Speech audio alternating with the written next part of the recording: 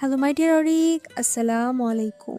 K-pop TV Bangla চ্যানেলে আপনাদের সবাইকে স্বাগতম। তো প্রথমেই ড্রামা শুরু হয় ভিকে দেখিয়ে। ভি রাস্তা দিয়ে সাইকেল চালাচ্ছিল। এরপর সে চলে আসে কম্পোজ ক্যাফেতে।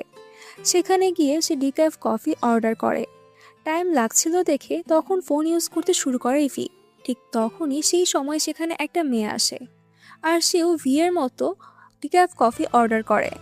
পরিচিত কণ্ঠ শুনে ভি মেয়েটার দিকে তাকায়। আর তখনই পরিচিত মুখ দেখে ভি বলে ওঠে, সম্ভবত সেই জীবন্ত গন্ধের কারণেই আমি এখনো সেই দিনের স্বপ্ন দেখছি। এরপরে আমাদের ফ্ল্যাশব্যাক দেখানো হয় ভিয়ের স্কুল লাইফের গল্প। স্কুল অ্যাসেম্বলি চলছিল।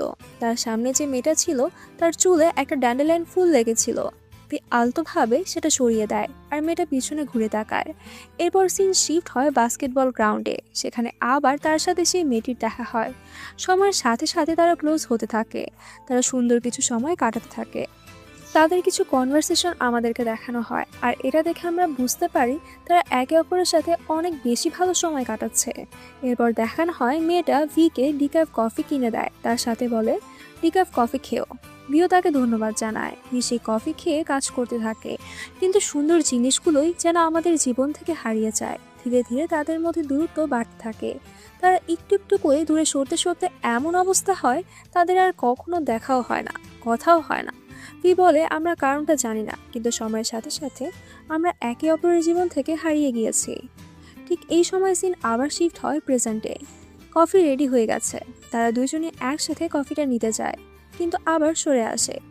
ভি এক চুমুক কফি খেয়ে বলে এই কফিটা এখনো ঠিক আগের মতোই আছে। সেই রাতে ডিক্যাফের প্রভাবটা অস্বাভাবিকভাবে অনেকক্ষণ স্থায়ী ছিল।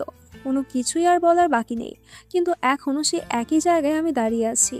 এখনো আমি সেই পুরনো স্মৃতিতেই থমকে আছি। আর এভাবেই শেষ হয়ে যায় এই সুন্দর গল্পটি। তো দর্শক, এই ছিল আজকের ভিডিও। ভিডিওর ড্রামাটা আপনার কেমন লেগেছে আমাকে কমেন্টে জানাতে ভুলবেন না। আর এই ভিডিওটি ভালো লেগে থাকলে অবশ্যই ভিডিওটিকে লাইক করে চ্যানেলটিকে সাবস্ক্রাইব করে দিন। নেক্সট আপডেট পর্যন্ত এই চ্যানেলের সাথেই থাকুন। ধন্যবাদ। আল্লাহ হাফেজ।